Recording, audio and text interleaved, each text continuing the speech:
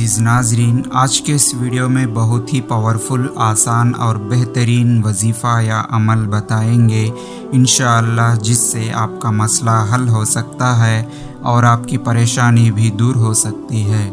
जिसके लिए आप इस वीडियो को आखिर तक पूरा देखना होगा, क्योंकि वजीफ़ा या अमल करने में कोई दिक्कत या परेशानी ना आए।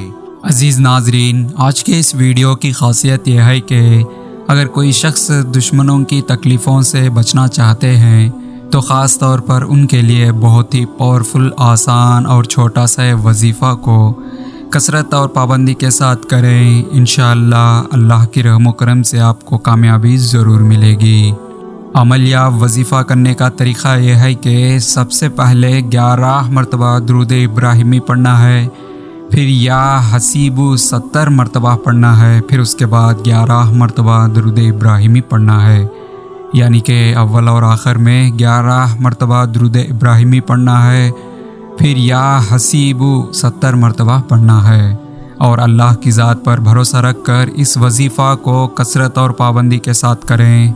इंशाअल्लाह अल्लाह की मदद ज़रूर मिलेगी।